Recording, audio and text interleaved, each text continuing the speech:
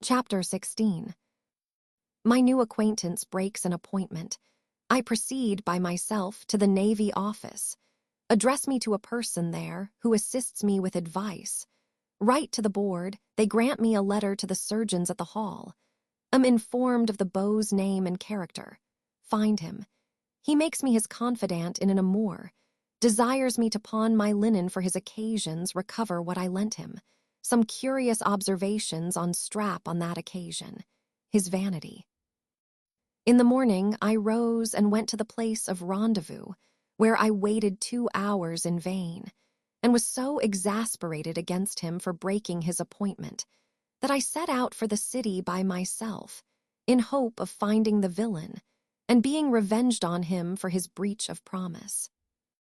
At length I found myself at the Navy office, which I entered, and saw crowds of young fellows walking below, many of whom made no better appearance than myself. I consulted the physiognomy of each, and at last made up to one whose countenance I liked, and asked if he could instruct me in the form of the letter which was to be sent to the board to obtain an order for examination. He answered me in broad Scotch that he would show me the copy of what he had writ for himself, by direction of another who knew the form, and accordingly pulled it out of his pocket for my perusal, and told me that, if I was expeditious, I might send it into the board before dinner, for they did no business in the afternoon. He then went with me to coffee house hard by, where I wrote the letter, which was immediately delivered to the messenger, who told me I might expect an order tomorrow about the same time. Having transacted this piece of business, my mind was a good deal composed, and as I had met with so much civility from the stranger, I desired further acquaintance with him, fully resolved, however, not to be deceived by him so much to my prejudice as I had been by the beau. He agreed to dine with me at the cook's shop which I frequented, and on our way thither carried me to Change, where I was in hopes of finding Mr. Jackson, for that was the name of the person who had broke his appointment. I sought him there to no purpose, and on our way towards the other end of the town imparted to my companion his behavior towards me, upon which he gave me to understand that he was no stranger to the name of Bean Jackson, so he was called at the Navy office, although he did not know him personally, that he had the character of a good-natured, careless fellow who made no scruple of borrowing from any that would lend. That most people who knew him believed he had a good principle at bottom, but his extravagance was such, he would probably never have it in his power to manifest the honesty of his intention. This made me sweat for my 5 shillings, which I nevertheless did not altogether despair of recovering, provided I could find out the debtor. This young man likewise added another circumstance of Squire Jackson's history, which was, that being destitute of all means to equip himself for sea, when he received his last warrant, he had been recommended to a person who lent him a little money, after he had signed a will entitling that person to lift his wages when they should become due, as also to inherit his effects in case of his death. That he was still under the tutorage and direction of that gentleman, who advanced him small sums from time to time upon this security, at the rate of 50%. But at present his credit was very low, because his funds would do little more than pay what he had already received, this moderate interest included. After the stranger, whose name was Thompson, had entertained me with this account of Jackson, he informed me that he himself had passed for third mate of a third rate about 4 months ago, since which time he had constantly attended at the Navy office in hope of a warrant, having been assured from the beginning, both by a Scotch member and one of the commissioners to whom the member recommended him, that he should be put into the first vacancy. Notwithstanding which promise, he had the mortification to see 6 or 7 appointed in the same station almost every week. That now being utterly impoverished, his sole hope consisted in the promise of a friend lately come to town to lend him a small matter for a present to the secretary, without which he was persuaded he might wait 1,000 years to no purpose. I conceived a mighty liking for this young fellow, which, I believe, proceeded from the similitude of our fortunes. We spent the whole day together, and as he lived at Wapping, I desired him to take a share of my bed. Next day we returned to the Navy office, where, after being called before the board and questioned about the place of my nativity and education, they ordered a letter to be made out for me, which, upon paying 1/2 crown to the clerk, I received, and delivered into the hands of the clerk at Surgeons' Hall, together with 1 shilling for his trouble in registering my name. By this time my whole stock was diminished to 2 shillings, and I saw not the least prospect of relief, even for present subsistence, much less to enable me to pay the fees at Surgeons' Hall for my examination, which would come on in a fortnight. In this state of perplexity, I consulted Strap, who assured me he would pawn everything he had in the world, even to his razors, before I should want. But this expedient I absolutely rejected, telling him I would 1,000 times rather list for a soldier, of which I had some thoughts, than be any longer a burden to him. At the word soldier, he grew pale as death, and begged on his knees I would think no more of that scheme. "God preserve us all in our right wits," cried he. "Would you turn soldier, and perhaps be sent abroad against the Spaniards, where you must stand and be shot at like a woodcock? Heaven keep cold lead out of my carcase, and let me die in a bed like a Christian, as all my forefathers have done. What signifies all earthly riches and honor, if one enjoys not content? And hereafter there is no respect of persons. Better be a poor honest barber with a good conscience, and time to repent of my sins upon my deathbed, than be cut off, God bless us, by a musket shot, as it were in the very flower of one's age, in the pursuit of riches and fame. What signify riches, my dear friend? Do they not make unto themselves wings and fly away? As the wise man saith. I could also mention many other sayings in contempt of riches, both from the Bible and other good books. But I know you are not very fond of those things. I shall only assure you that if you take on to be a soldier, I will do the same. And then if we should both be slain, you will not only have your own blood to answer for, but mine also, and peradventure the lives of all those whom we shall kill in battle. Therefore, I pray you, consider whether you will sit down contented with small things and share the fruits of my industry in peace, till Providence shall send better tidings, or, by your despair, plunge both our souls and bodies into everlasting perdition, which God of his infinite mercy forbid. I could not help smiling at this harangue, which was delivered with great earnestness, the tears standing in his eyes all the time, and promised to do nothing of that sort without his consent and concurrence. He was much comforted with this declaration, and told me in a few days he should receive a week's wages, which should be at my service, but advised me in the meantime to go in quest of Jackson and recover, if possible, what he had borrowed of me. I accordingly trudged about from one end of the town to the other, for several days, without being able to learn anything certain concerning him, and one day being extremely hungry, and allured by the steams that regaled my nostrils from a boiling cellar, I went down with an intention to gratify my appetite with a twopennyworth of beef, when to my no small surprise found Mr.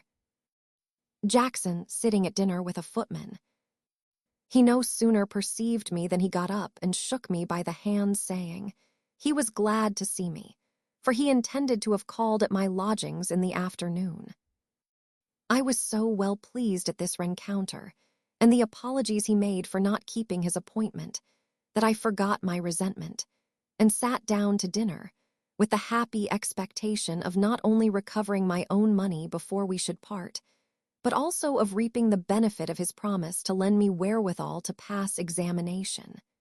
And this hope my sanguine complexion suggested, though the account Thompson gave me of him ought to have moderated my expectation.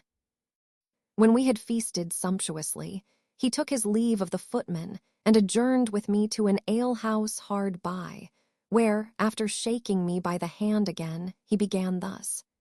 "I suppose you think me a sad dog, Mr. Random, and I do confess that appearances are against me.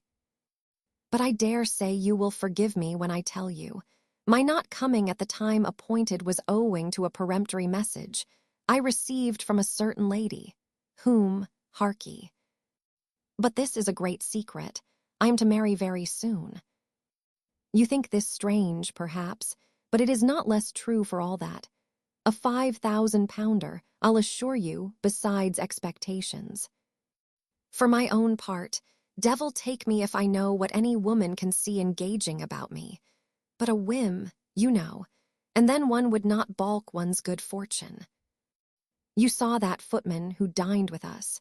He's one of the honestest fellows that ever wore livery. You must know it was by his means I was introduced to her, for he made me first acquainted with her woman, who is his mistress. Aye, many a crown has he and his sweetheart had of my money, but what of that? Things are now brought to bearing. I have. Come a little this way. I have proposed marriage, and the day is fixed. She's a charming creature and writes like an angel. She can repeat all the English tragedies as well as ever a player in Drury Lane, and indeed is so fond of plays that to be near the stage she has taken lodgings in a court hard by the theatre. But you shall see, you shall see. Here's the last letter she sent me." With these words, he put it into my hand, and I read, to the best of my remembrance, as follows. "Dear Creator, as you are the animable hopjack of my contemplations, your idea is infernally skimming before my chimerical fancy, when Murphy sends his puppies to the haze of slipping mortals, and when Phoebus shines from his merry dying throne. Whereupon I shall cansafe old Time has lost his pinners, as also Cubit his harrows, until thou enjoy sweet propose in the loaf-seek harms of thy very faithful to commend. Clarender Winger Yard, Drury Lane, January 12th. While I was reading, he seemed to be in an ecstasy, rubbing his hands and bursting out into fits of laughter. At last he caught hold of my hand and, squeezing it, cried, "There, a style for you." "What do you think of this billet-doux?" I answered. It might be sublime for aught I knew, for it was altogether above my comprehension. "Oh, ho," said he, "I believe it is both tender and sublime. She's a divine creature." And so dotes upon me. Let me see. What shall I do with this money when I have once got it into my hands? In the first place, I shall do for you. I'm a man of few words, but say no more, that's determined. Whether would you advise me to purchase some post by which I may rise in the state, or lay out my wife's fortune in land and retire to the country at once? I gave my opinion without hesitation that he could not do better than buy an estate and improve, especially since he had already seen so much of the world. Then I launched out into the praises of a country life, as described by the poets whose works I had read.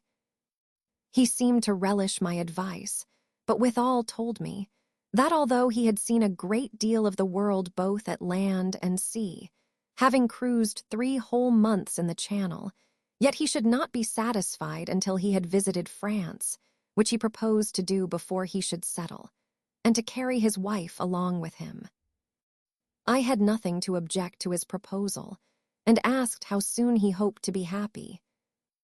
"As to that," he replied, "nothing obstructs my happiness but the want of a little ready cash. For you must know, my friend in the city has gone out of town for a week or 2, but I unfortunately missed my pay at Broad Street by being detained too long by the dear charmer. But there will be a recall at Chatham next week, whither the ship's books are sent, and I have commissioned a friend in that place to receive the money." "If that be all," said I, "there's no great harm in deferring your marriage a few days." "Yes, faith, but there is," said he. "You don't know how many rivals I have who would take all advantages against me. I would not balk the impatience of her passion for the world. The least appearance of coldness or indifference would ruin all, and such offers don't occur every day. I acquiesced in this observation and inquired how he intended to proceed. At this question he rubbed his chin and said, "Why, truly, I must be obliged to some friend or other. Do you know nobody that would lend me a small sum for a day or two?" I assured him I was such an utter stranger in London that I did not believe I could borrow a guinea if my life depended upon it. "No," said he, that's hard. I wish I had anything to pawn. Upon my soul, you have got excellent linen," feeling the sleeve of my shirt. "How many shirts of that kind have you got?" I answered, 6 ruffled and 6 plain. At which he testified great surprise and declared that no gentleman ought to have more than 4. "How many do you think I have got?" continued he. "But this and another, as I hope to be saved. And I dare say we shall be able to raise a good sum out of your superfluity. Let me see, each of these shirts is worth 16 shillings at a moderate computation. Now, suppose we pawn them for half price. 8 times 8 is 64, that's £3 4. That will do, give me your hand." Softly, mister." "Jackson," said I, "don't dispose of my linen without my consent. First pay me the crown you owe me, and then we shall talk of other matters." He protested that he had not above 1 shilling in his pocket, but that he would pay me out of the first of the money raised from the shirts. This piece of assurance incensed me so much that I swore I would not part with him until I had received satisfaction for what I had lent him. And as for the shirts, I would not pawn one of them to save him from the gallows. At this expression he laughed aloud, and then complained it was very hard that I should refuse him a trifle that would infallibly enable him not only to make his own fortune, but mine also. "You talk of pawning my shirts," said I. "Suppose you should sell this hanger, mister." "Jackson, I believe it would fetch a good round sum." "No, hang it," said he. "I can't appear decently without my hanger, lest it should go." However, seeing me inflexible with regard to my linen, he at length unbuckled his hanger, and showing me the 3 blue balls, desired me to carry it thither and pawn it for 2 guineas. This office I would by no means have performed, had I seen any likelihood of having my money otherwise. But not willing, out of a piece of false delicacy, to neglect the only opportunity I should perhaps ever have, I ventured into a pawnbroker's shop, where I demanded 2 guineas on the pledge, in the name of Thomas Williams. "2 guineas," said the pawnbroker, looking at the hanger. "This piece of goods has been here several times before for 30 shillings. However, since I believe the gentleman to whom it belongs will redeem it, he shall have what he wants." And accordingly he paid me the money, which I carried to the house where I had left Jackson, and calling for change, counted out to him 37 shillings, reserving the other 5 for myself. After looking at the money some time, he said, "Well, it don't signify, this won't do my business, so you may as well take half a guinea or a whole one as the 5 shillings you have kept." I thanked him kindly, but refused to accept of any more than was my due, because I had no prospect of repaying it. Upon which declaration, he stared in my face, and told me I was excessively raw or I would not talk in that manner. "Upon my word," cried he, "I have a very bad opinion of a young fellow who won't borrow of his friend when he is in want. 'Tis the sign of a sneaking spirit. Come, Random, give me back the 5 shillings and take this half guinea, and if ever you are able to pay me, I believe you will. If not, I shall never ask it." When I reflected upon my present necessity, I suffered myself to be persuaded, and after making my acknowledgments to Mr. Jackson, who offered to treat me with a play, I returned to my lodgings with a much better opinion of this gentleman than I had in the morning, and at night imparted my day's adventure to Strap, who rejoiced at my good luck. saying, "I told you if he was a Scotchman you was safe enough, and who knows but this marriage may make us all." You have heard, I suppose, as how a countryman of ours, a journeyman baker, ran away with a great lady of this town, and now keeps his coach.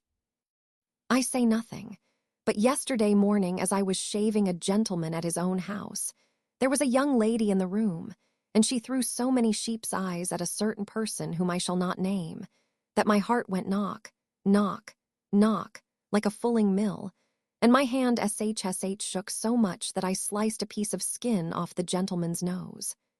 Whereby he uttered a deadly oath and was going to horsewhip me, when she prevented him and made my peace. Is not a journeyman barber as good as a journeyman baker? The only difference is, the baker uses flour for the belly, and the barber rises it for the head. And as the head is a more noble member than the belly, so is a barber more noble than a baker, for what's the belly without the head? Besides, I am told he could neither read nor write. Now you know I can do both, and moreover speak Latin. But I will say no more, for I despise vanity. Nothing is more vain than vanity. With these words, he pulled out of his pocket a wax candle's end, which he applied to his forehead. And upon examination, I found had combed his own hair over the toupee of his wig, and was, indeed, in his whole dress, become a very smart shaver. I congratulated him on his prospect with a satirical smile, which he understood very well, and, shaking his head, observed, I had very little faith, but the truth would come to light in spite of my incredulity. Chapter 17. I go to Surgeon's Hall, when I meet Mr. Jackson, am examined. A fierce dispute arises between two of the examiners. Jackson disguises himself to attract respect, irises himself to attract respect, is detected, in hazard of being sent to Bridewell. He treats us at a tavern, carries us to a night house. A troublesome adventure there, we are committed to the roundhouse, carried before a justice. His behavior with the assistance of this faithful adherent, who gave me almost all the money he earned.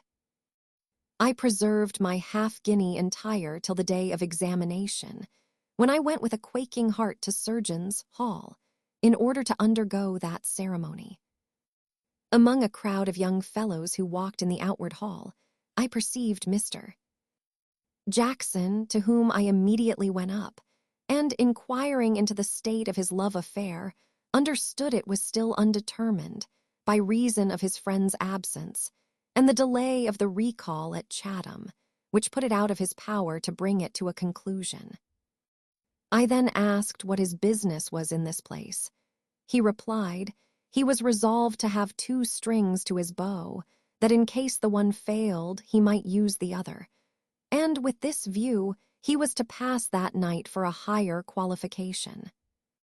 At that instant, a young fellow came out from the place of examination, with a pale countenance, his lip quivering, and his looks as wild as if he had seen a ghost.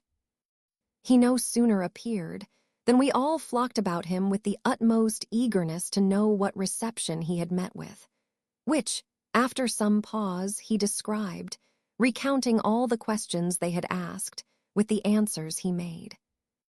In this manner we obliged no less than 12 to recapitulate, which, now the danger was past, they did with pleasure, before it fell to my lot. At length the beadle called my name, with a voice that made me tremble. However, there was no remedy. I was conducted into a large hall, where I saw about a dozen of grim faces sitting at a long table, one of whom bade me come forward, in such an imperious tone, that I was actually for a minute or two bereft of my senses. The first question he put to me was, "Where was you born?" To which I answered, "In Scotland." "In Scotland," said he, "I know that very well. We have scarce any other countrymen to examine here. You Scotchmen have overspread us of late as the locusts did Egypt. I ask you, in what part of Scotland was you born?" I named the place of my nativity, which he had never heard of. He then proceeded to interrogate me about my age, the town where I served my time, with the term of my apprenticeship. And when I informed him that I served 3 years only, he fell into a violent passion, swore it was a shame and a scandal to send such raw boys into the world as surgeons.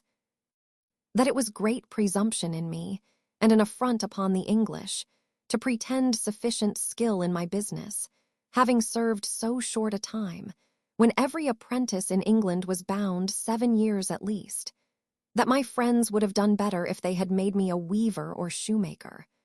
But their pride would have me a gentleman, he supposed, at any rate, and their poverty could not afford the necessary education.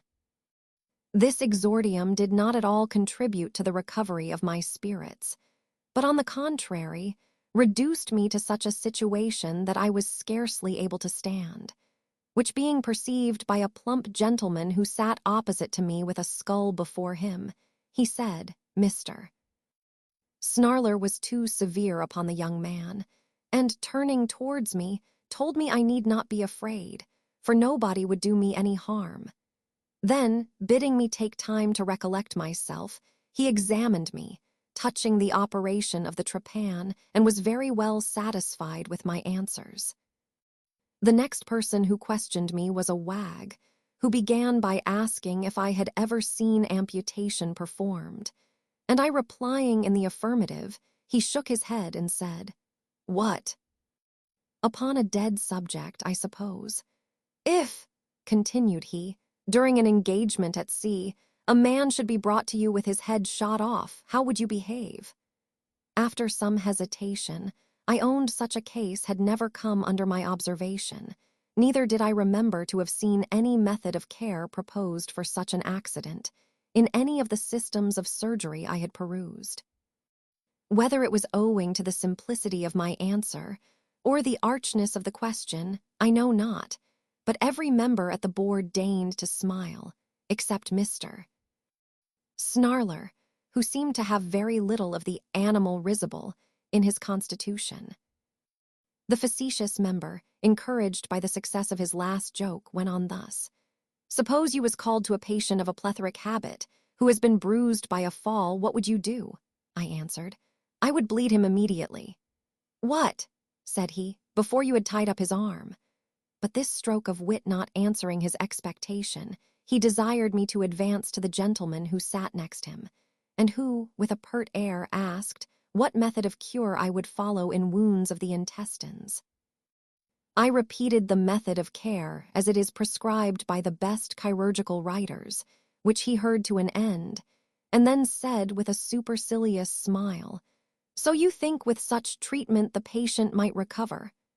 I told him I saw nothing to make me think otherwise. "That may be," resumed he. "I won't answer for your foresight, but did you ever know a case of this kind succeed?" I acknowledged I did not, and was about to tell him I had never seen a wounded intestine, but he stopped me by saying, with some precipitation, "Nor never will." I affirm that all wounds of the intestines, whether great or small, are mortal. "Pardon me, brother," says the fat gentleman, "there is very good authority." Here he was interrupted by the other with, "Sir, excuse me, I despise all authority, nullius in verbo, I stand on my own bottom." "But sir," replied his antagonist, "the reason of the thing shows." "A fig for reason," cries this sufficient member. "I laugh at reason, give me ocular demonstratio." The corpulent gentleman began to wax warm, and observed that no man acquainted with the anatomy of the parts would advance such an extravagant assertion. This innuendo enraged the other so much that he started up, and in a furious tone exclaimed, "What, sir? Do you question my knowledge in anatomy?" By this time, all the examiners had espoused the opinion of one or other of the disputants, and raised their voices altogether, when the chairman commanded silence, and ordered me to withdraw. In less than a quarter of an hour, I was called in again, received my qualifications scaled up, and was ordered to pay 5 shillings. I laid down my half-guinea upon the table and stood some time, until one of them bade me begone. To this I replied, "I will when I have got my change." Upon which another threw me 5 shillings and 6pence, saying I should not be a true Scotchman if I went away without my change. I was afterwards obliged to give 3 shillings and 6pence to the beadles, and a shilling to an old woman who swept the hall.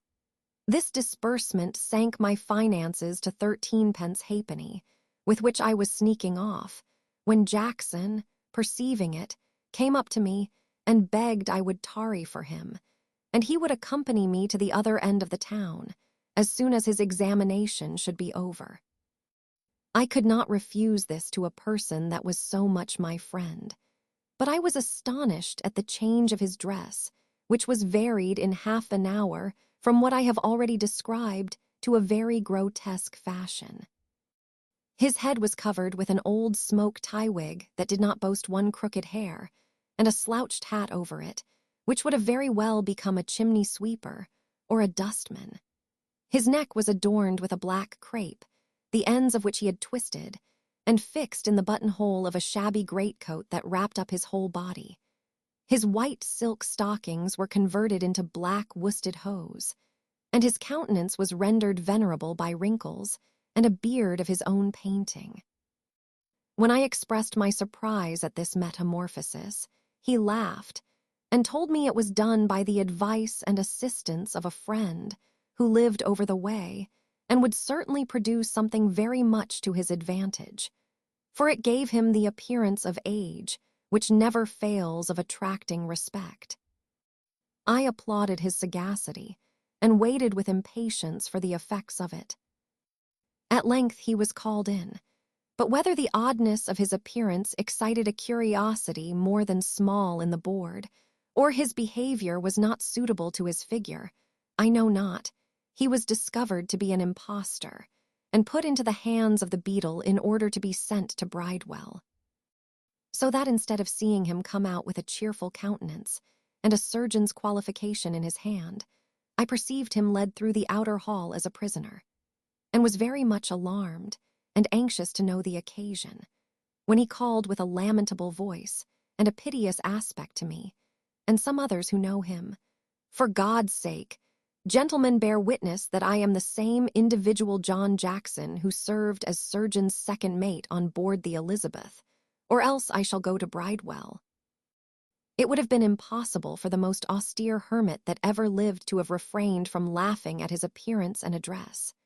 We therefore indulged ourselves a good while at his expense, and afterwards pleaded his cause so effectually with the beadle who was gratified with half a crown, that the prisoner was dismissed, and in a few moments renewed his former gaiety, swearing, since the board had refused his money, he would spend every shilling before he went to bed, entreating his friends.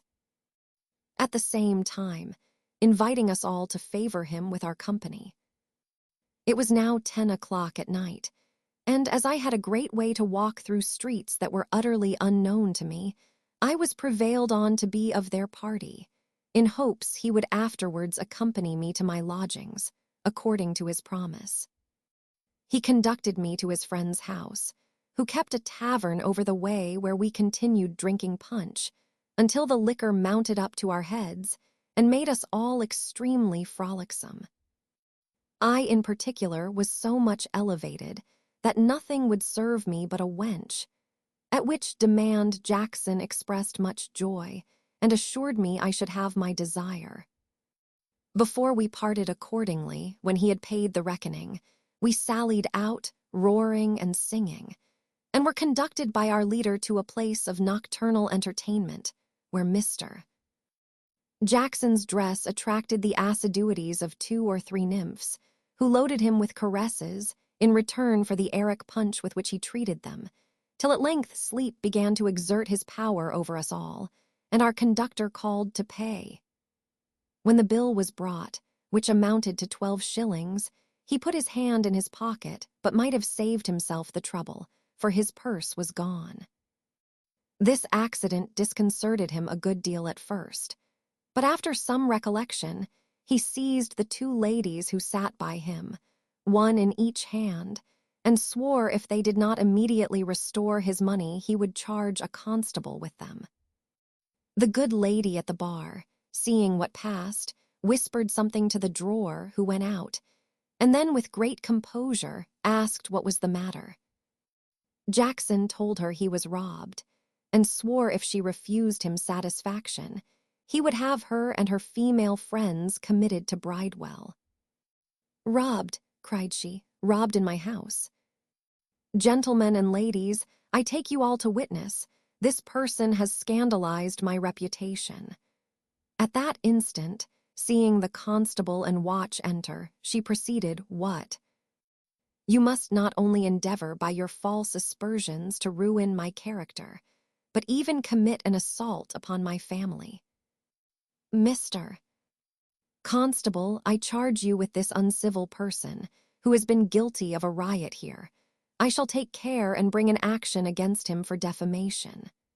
While I was reflecting on this melancholy event, which had made me quite sober, one of the ladies, being piqued at some repartee that passed between us, cried, "They are all concerned," and desired the constable to take us all into custody, an arrest which was performed instantly, to the utter astonishment and despair of us all, except Jackson, who, having been often in such scrapes, was very little concerned, and charged the constable, in his turn, with the landlady and her whole bevy. Upon which we were carried altogether prisoners to the roundhouse, where Jackson, after a word of comfort to us, informed the constable of his being robbed, to which he said he would swear next morning before the justice. In a little time the constable, calling Jackson into another room, spoke to him thus: "I perceive that you and your company are strangers, and am very sorry for your being involved in such an ugly business. I have known this woman a great while. She has kept a notorious house in the neighborhood this many years, and although often complained of as a nuisance, still escapes through her interest with the justices, to whom she and all of her employment pay contribution quarterly for protection.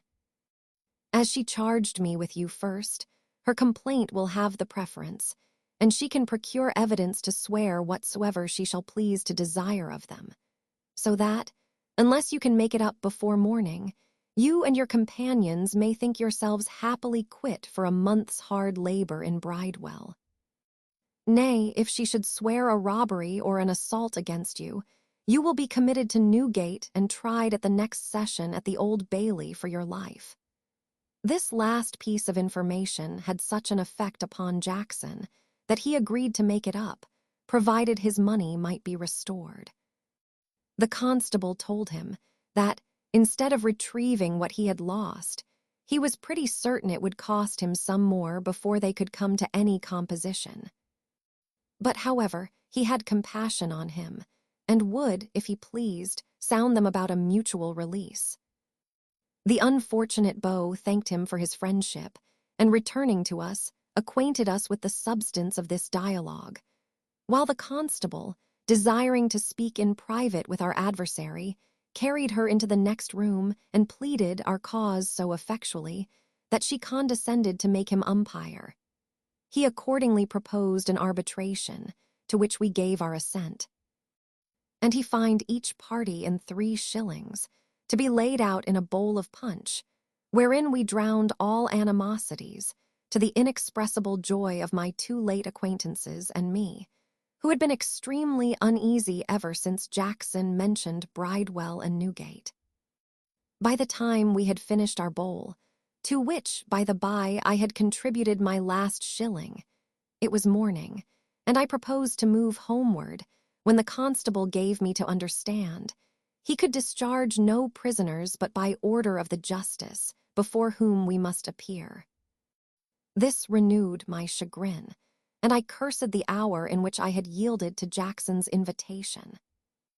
About 9 o'clock, we were escorted to the house of a certain justice not many miles distant from Covent Garden, who no sooner saw the constable enter with a train of prisoners at his heels than he saluted him as follows: "So, Mr. Constable, you are a diligent man. What den of rogues have you been scouring? Then looking at us, who appeared very much dejected, he continued, Aye, thieves. I see, old offenders. Oh, your humble servant, Mrs. Harridan. I suppose these fellows have been taken robbing your house. Yes, here's an old acquaintance of mine. You have used expedition, said he to me, in returning from transportation, but we shall save you that trouble for the future. The surgeons will fetch you from your next transportation, at their expense. I assured his worship he was mistaken in me, for he had never seen me in his life before. To this declaration he replied, How? You impudent rascal, dare you say so to my face? Do you think I am to be imposed upon by that northern accent, which you have assumed? But it shan't avail you. You shall find me too far north for you. Here, clerk, write this fellow's mittimus. His name is Patrick Gaghagan. Here, Mr. Jackson interposed, and told him I was a Scotchman lately come to town, descended of a good family, and that my name was Random. The justice looked upon this assertion as an outrage upon his memory, on which he valued himself exceedingly, and strutting up to Jackson with a fierce countenance, put his hands in his side and said, Who are you, sir? Do you give me the lie? Take notice, gentlemen, here's a fellow who affronts me upon the bench, but I'll lay you fast, sirrah, I will, for notwithstanding your laced jacket, I believe you are a notorious felon. My friend was so much abashed at this menace, which was thundered out with great vociferation, that he changed color and remained speechless. This confusion his worship took for a symptom of guilt, and to complete the discovery continued his threats. Now I am convinced you are a thief. Your face discovers it, you tremble all over, your conscience won't lie still. You'll be hanged, sirrah, raising his voice. You'll be hanged. And happy had it been for the world as well as for your own miserable soul if you had been detected and cut off in the beginning of your career. Come hither, clerk, and take this man's confession.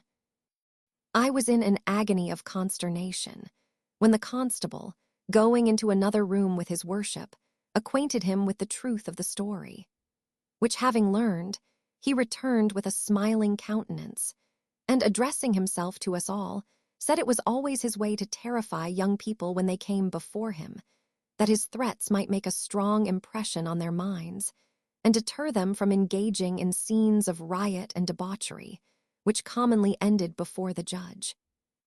Thus, having cloaked his own want of discernment under the disguise of paternal care, we were dismissed, and I found myself as much lightened as if a mountain had been lifted off my breast. Chapter 18. I carry my qualification to the Navy office. The nature of it, the behavior of the secretary, Strap's concern for my absence, a battle betwixt him a blacksmith, the troublesome consequences of it, his harangue to me. His friend, the schoolmaster, recommends me to a French apothecary, who entertains me as a journeyman. I would most willingly have gone home to sleep, but was told by my companions that we must deliver our letters of qualification at the Navy office before 1 o'clock. Accordingly, we went thither and gave them to the secretary, who opened and read them, and I was mightily pleased to find myself qualified for second mate of a third rate. When he had stuck them all together on a file, one of our company asked if there were any vacancies, to which interrogation he answered, No. Then I ventured to inquire if many ships were to be put in commission soon.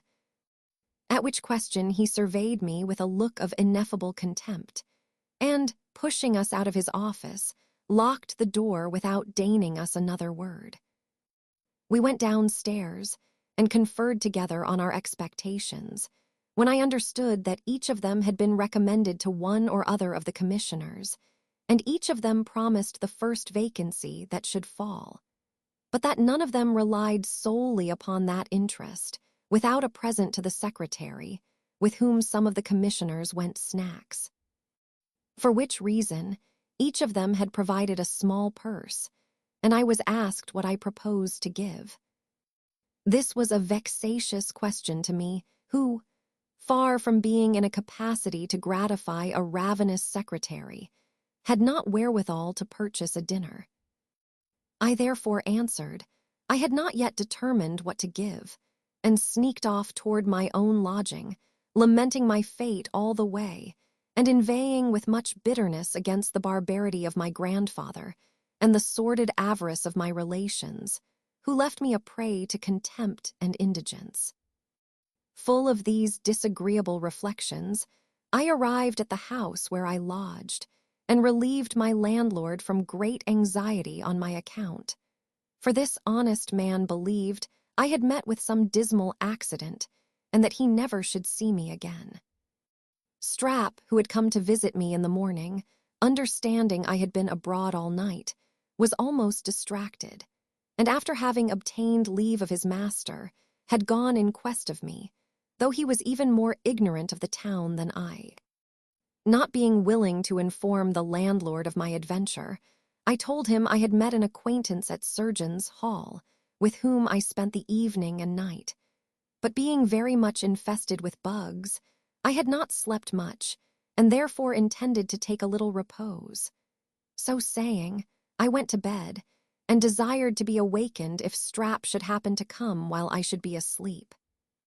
I was accordingly roused by my friend himself, who entered my chamber about 3 o'clock in the afternoon, and presented a figure to my eyes that I could scarce believe real. In short, this affectionate shaver, setting out towards Surgeon's Hall, had inquired for me there to no purpose. From whence he found his way to the Navy office, where he could hear no tidings of me, because I was unknown to everybody then present. He afterwards went upon 'Change, in hopes of seeing me upon the Scotch walk, but without success.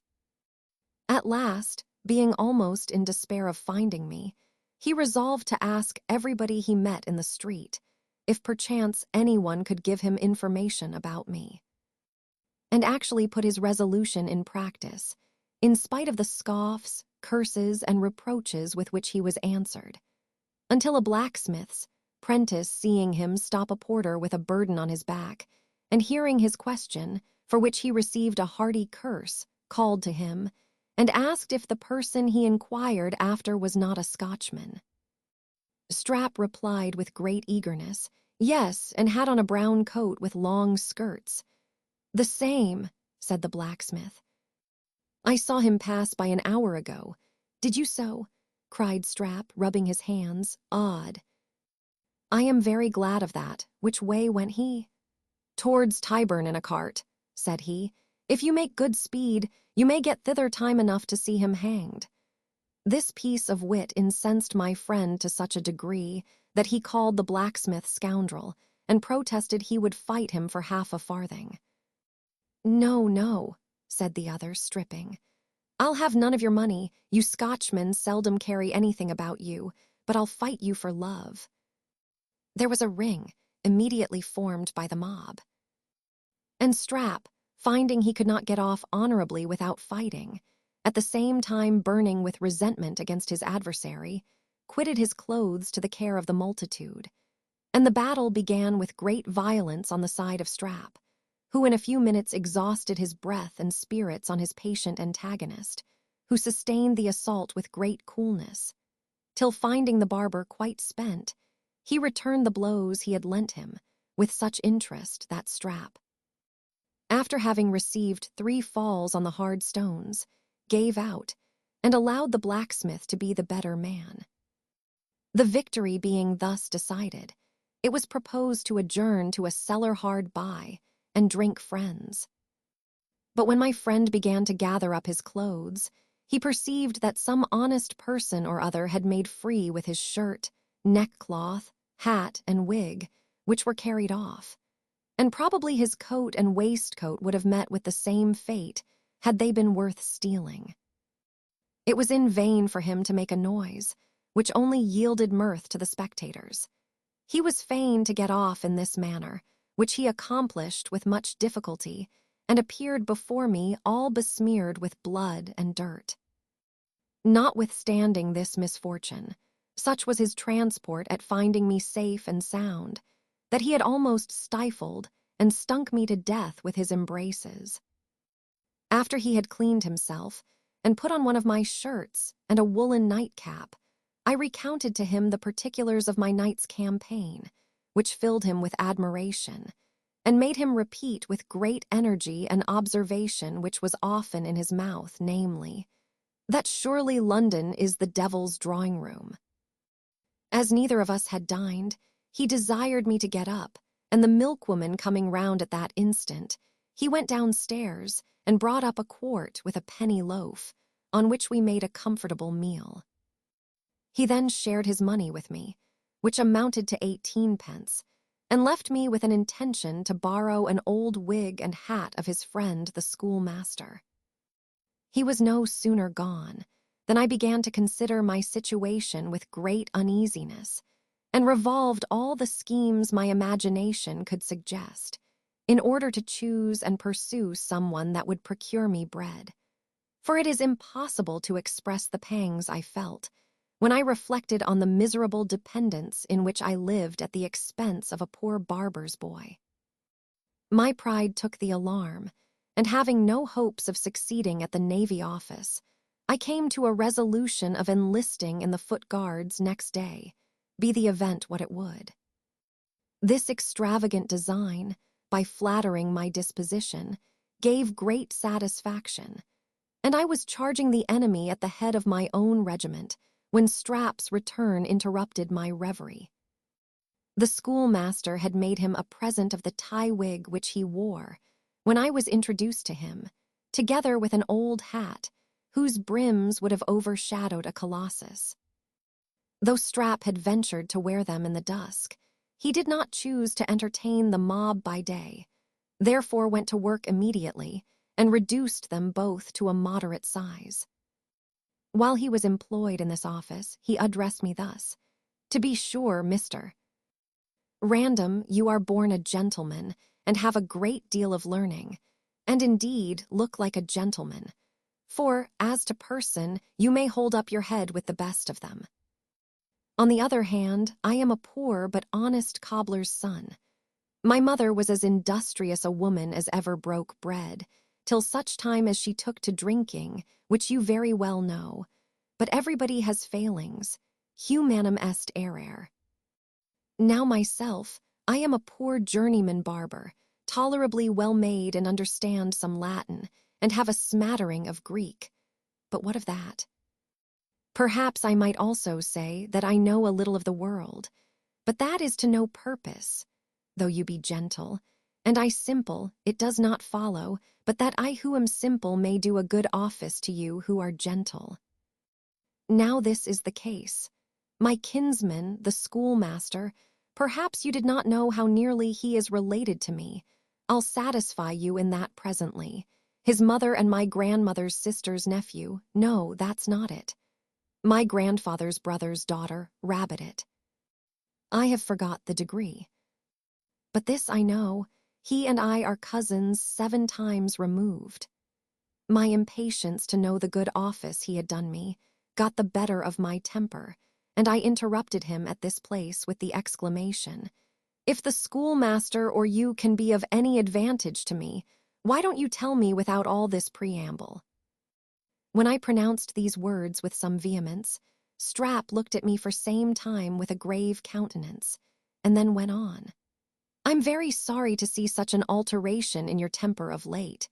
You were always fiery, but now you are grown as crabbed as old Periwinkle the drunken tinker, on whom you and I, God forgive us, played so many unlucky tricks while we were at school. But I will no longer detain you in suspense, because, doubtless, nothing is more uneasy than doubt, dubio procul dubio nil dubius. My friend or relation, or which you will, or both, the schoolmaster, being informed of the regard I have for you may be sure I did not fail to let him know of your good qualities. By the by, he has undertaken to teach you the pronunciation of the English tongue, without which, he says, You will be unfit for business in this country. I say my relation has spoke in your behalf to a French apothecary who wants a journeyman. And on his recommendation, you may have £15 a year, bed and board, whenever you please. I was too much interested in this piece of news to entertain it with indifference, but jumping up, insisted on Strap, immediately accompanying me to the house of his friend, that I might not lose this opportunity through the least delay or neglect on my part. We were informed that the schoolmaster was in company at a public house in the neighborhood, whither we repaired, and found him drinking with the very individual apothecary in question.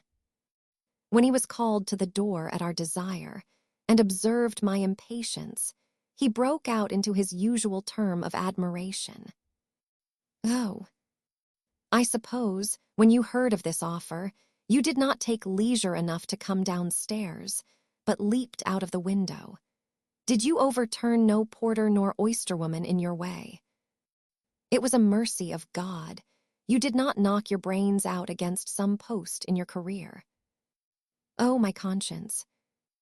I believe, had I been in the inmost recesses of my habitation, the very penetralia, your eagerness would have surmounted bolts, bars, decency, and everything. The den of Cacus, or sanctum sanctorum, could not have hid me from you. But come along, the gentleman of whom I spoke is in the house. I will present you to him forthwith." When I entered the room, I perceived 4 or 5 people smoking, one of whom the schoolmaster accosted thus: "Mr. Lavement, here's the young man of whom I spoke to you." The apothecary, who was a little old withered man, with a forehead about an inch high, a nose turned up at the end, large cheekbones that helped to form a pit for his little gray eyes, a great bag of loose skin hanging down on each side in wrinkles, like the alforjos of a baboon, and a mouth so much accustomed to that contraction which produces grinning, that he could not pronounce a syllable without discovering the remains of his teeth, which consisted of 4 yellow fangs, not improperly, by anatomists, called canine. This person, I say, after having eyed me some time, said, "Oh ho, 'tis ver well, Monsieur Concordance. Young man, you are ver welcome. Take 1 coup of bière, and come to mine house tomorrow morning. Monsieur Concordance will show you de way." Upon this I made my bow, and as I went out of the room could hear him say, "Ma foi. C'est un beau garçon, c'est un gaillard." As I had by my own application, while I served crab, acquired the French tongue well enough to read authors written in that language and understand anything that occurred in conversation, I determined to pretend ignorance to my new master, that he and his family, whom I supposed to be of the same country, not being on the reserve before me, I might possibly discover something in discourse, which would either yield me amusement or advantage. Next morning, Mr. Concordance carried me to the apothecary's house, where the bargain was made, and orders given to provide an apartment for me immediately. But before I entered upon business, the schoolmaster recommended me to his tailor, who gave me credit for a suit of clothes, to be paid out of the first moiety of my wages, and they were begun upon that very day.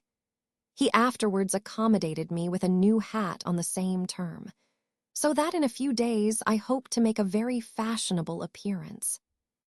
In the meantime, Strap conveyed my baggage to the place allotted for me, which was a back room up 2 pair of stairs, furnished with a pallet for me to lie upon, a chair without a back, a bottle by way of candlestick, and a triangular piece of glass instead of a mirror, the rest of its ornaments having been lately removed to one of the garrets, for the convenience of the servant of an Irish captain, who lodged in the first floor. Chapter 19. The Character of Mr. Lavement, his wife and daughter. Some anecdotes of the family. The mother and daughter rivals. I am guilty of a mistake that gives me present satisfaction, but is attended with troublesome consequences next day, while I was at work in the shop. A bouncing damsel well-dressed came on pretense of finding a vial for some use or other, and taking an opportunity, when she thought I did not mind her, of observing me narrowly, went away with a silent look of disdain. I easily guessed her sentiments, and my pride took the resolution of entertaining the same indifference and neglect towards her.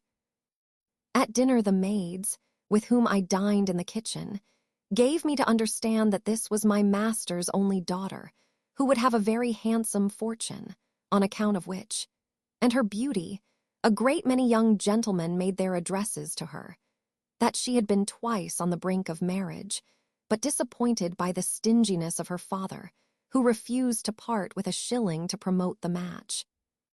For which reason the young lady did not behave to her father with all the filial veneration that might be expected.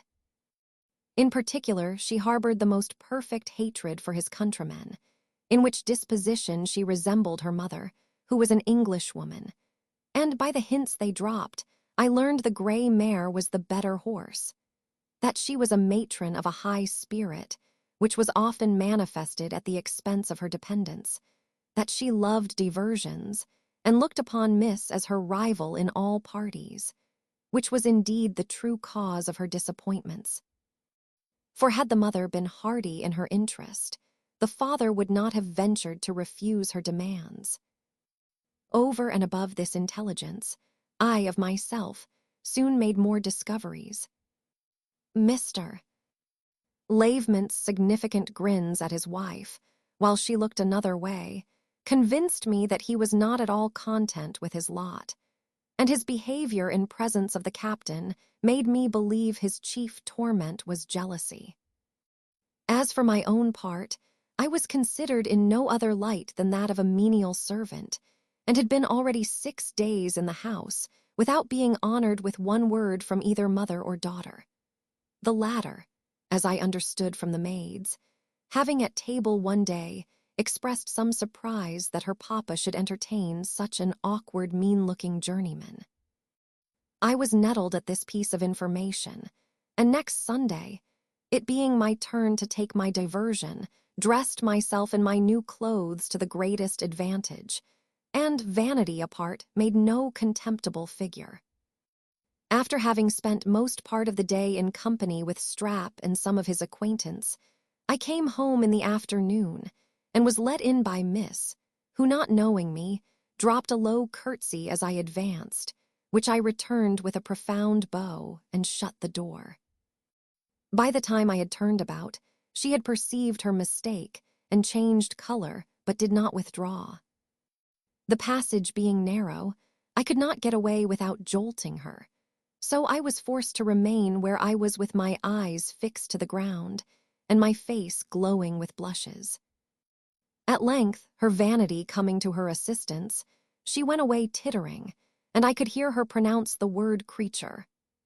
From this day forward, she came into the shop 50 times, every day upon various pretenses, and put in practice so many ridiculous airs, that I could easily perceive her opinion of me was changed, and that she did not think me altogether an unworthy conquest.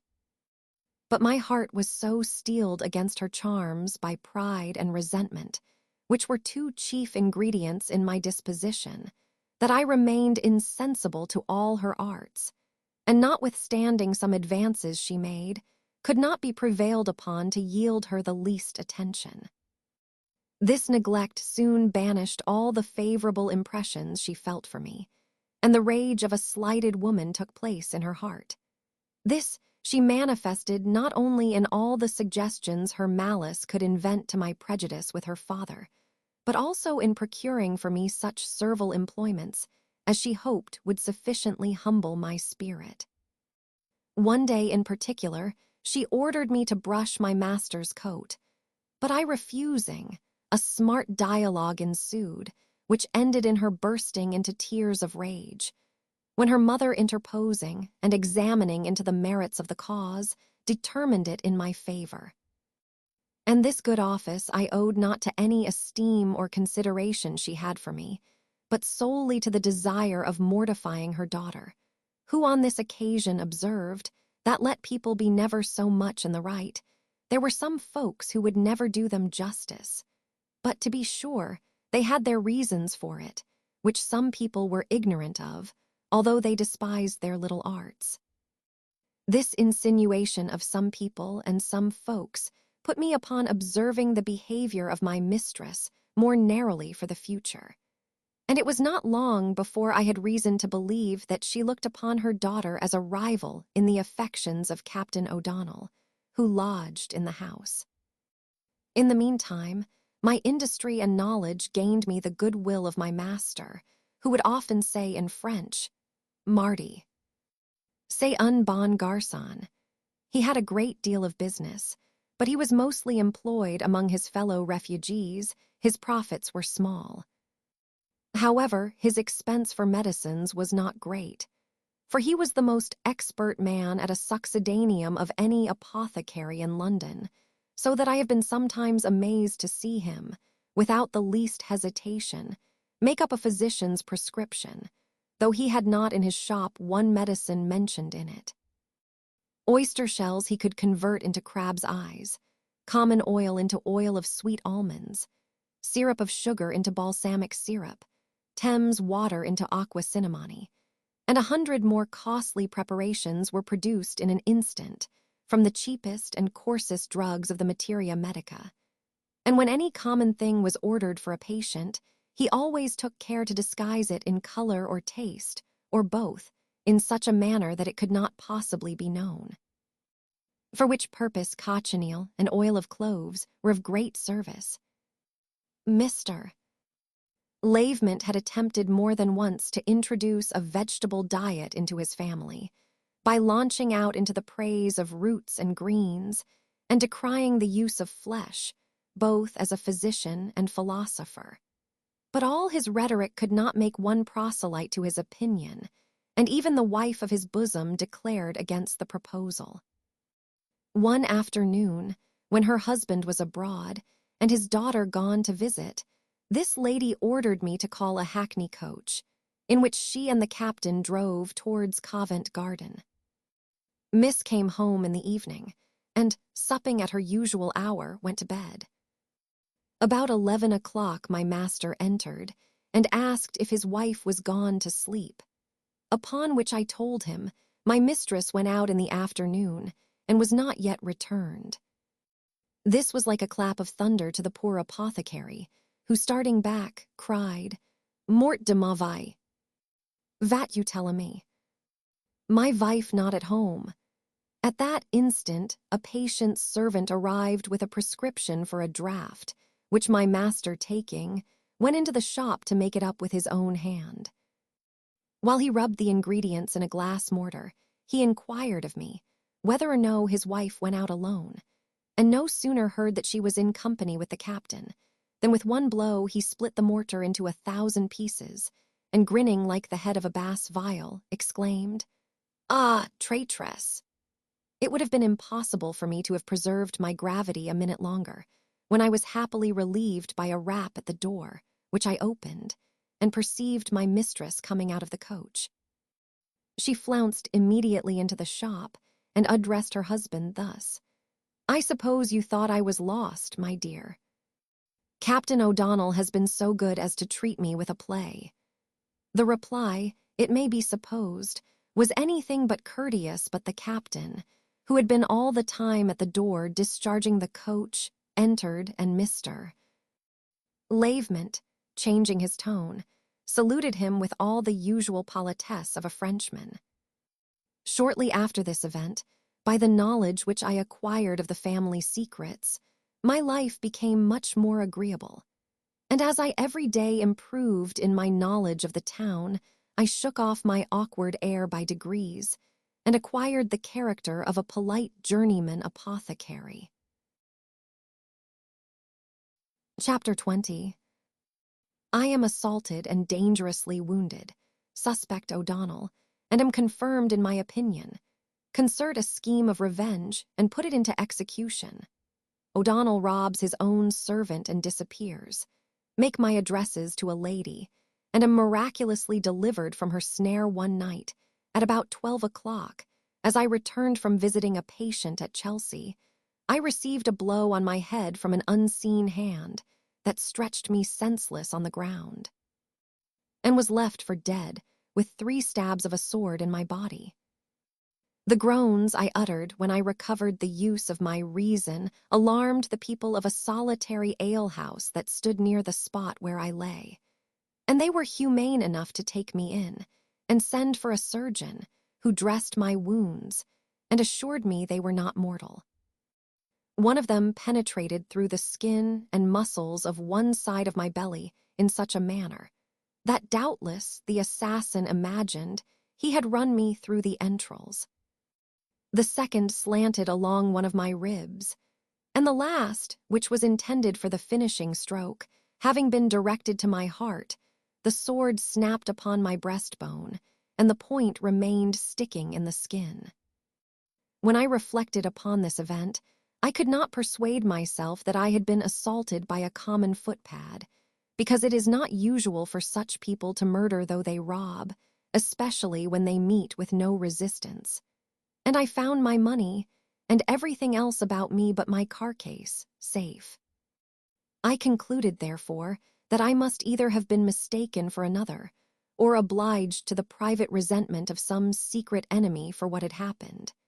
And as I could remember nobody who had the least cause of complaint against me, except Captain O'Donnell and my master's daughter, my suspicions settled upon them, though I took care to conceal it, that I might the sooner arrive at confirmation.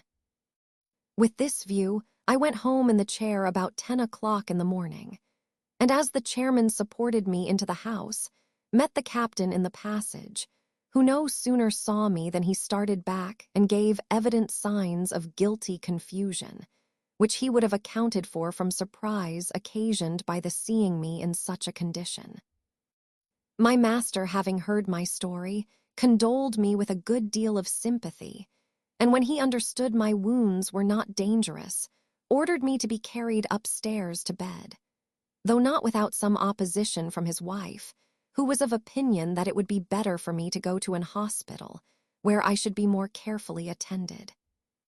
My meditation was employed in concerting with myself some method of revenge against Squire O'Donnell and his inamorata, whom I looked upon as the author of my misfortune, when Miss, who was not at home at my arrival, entered my chamber, and saying she was sorry for the accident that had befallen me, asked if I suspected anybody to be the assassin, upon which I fixed my eyes steadfastly upon her and answered, "Yes."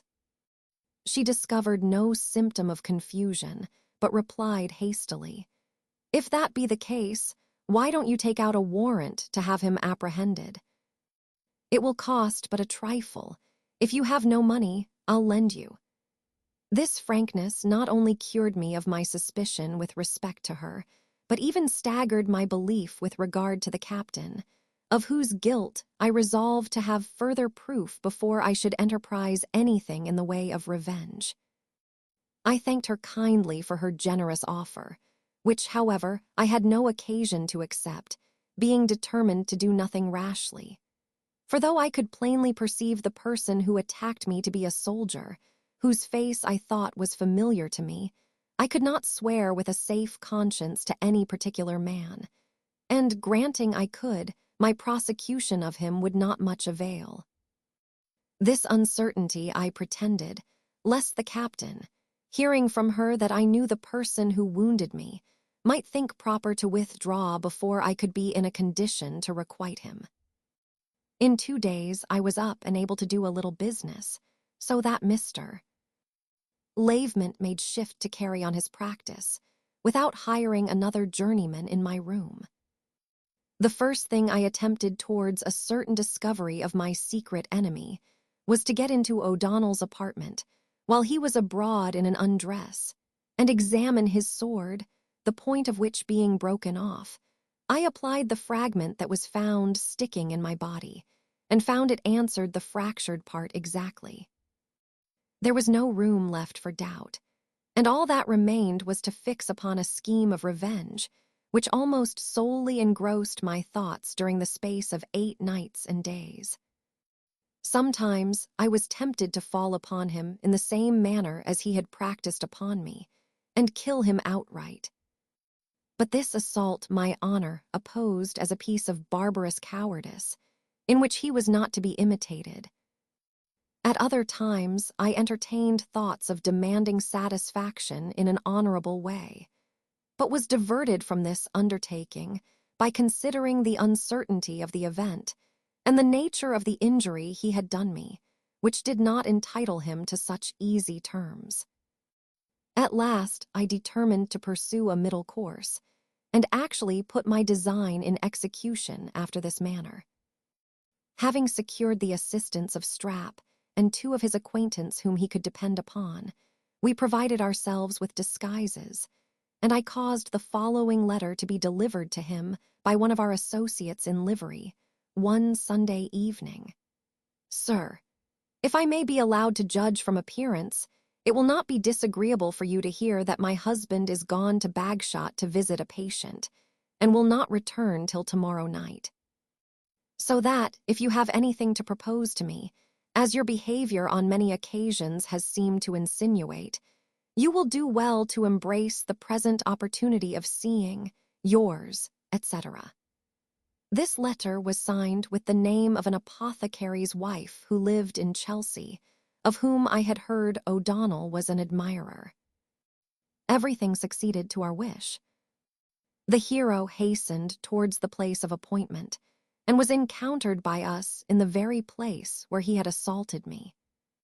We rushed upon him all at once, secured his sword, stripped off his clothes even to the skin, which was scourged with nettles till he was blistered from head to foot, notwithstanding all the eloquence of his tears and supplications.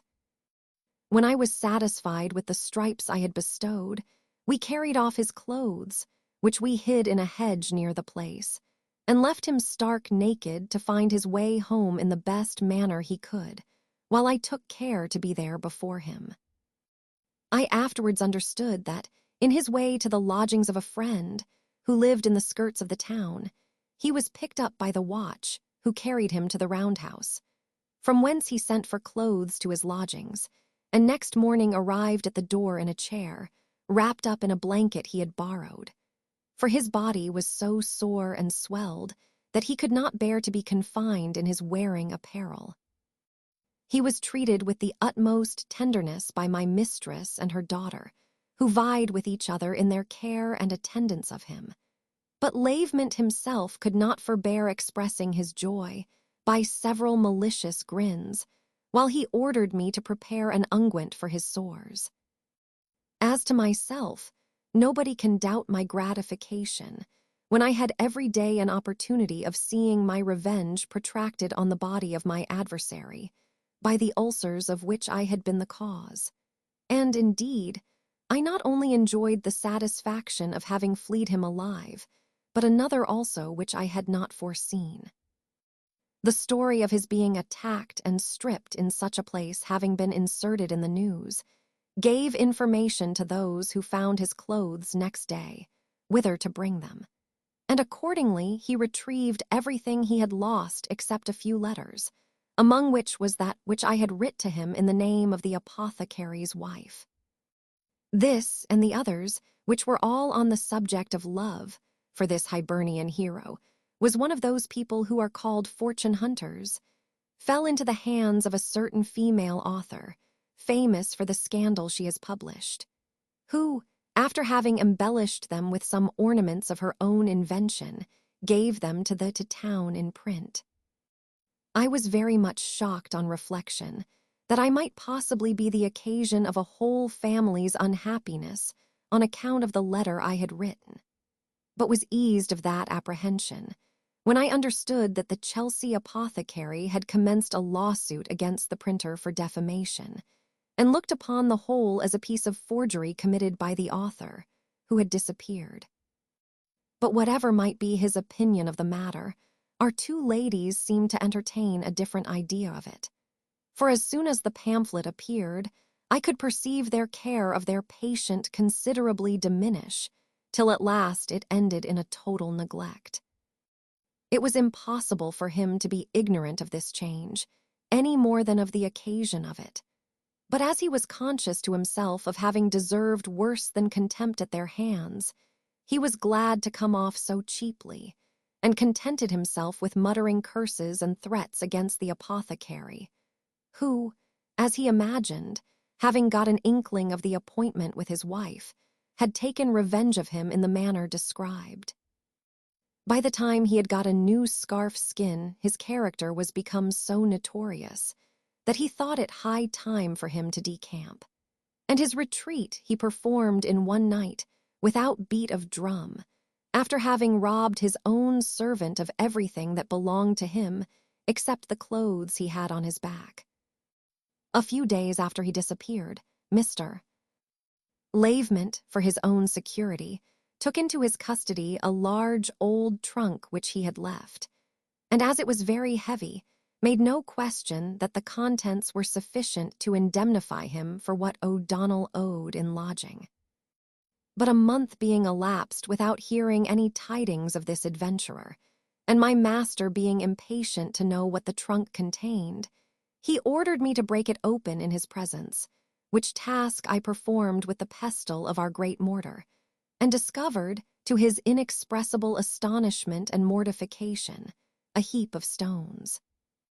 About this time, my friend Strap informed me of an offer he had to go abroad with a gentleman in quality of valet de chamber, and at the same time assured me that, whatever advantage he might propose to himself from this prospect, he could not bear the thoughts of parting from me, so much was he attached to my fortune.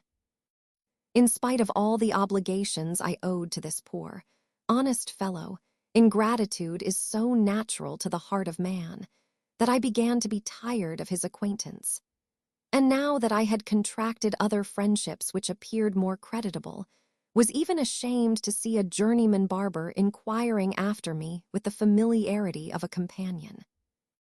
I therefore, on pretense of consulting his welfare, insisted upon his accepting the proposal, which he at last determined to embrace with great reluctance, and in a few days took his leave of me, shedding a flood of tears which I could not behold without emotion. I now began to look upon me as of a gentleman in reality, learned to dance, frequented plays during the holidays, became the oracle of an ale-house, where every dispute was referred to my decision, and at length contracted an acquaintance with a young lady who found means to make a conquest of my heart, and upon whom I prevailed, after much attendance and solicitation, to give me a promise of marriage. As this beautiful creature passed for a rich heiress, I blessed my good fortune, and was actually on the point of crowning all my wishes by matrimony, when I made such a discovery as effectually turned me from my design, and I abandoned all thoughts of marriage for the future.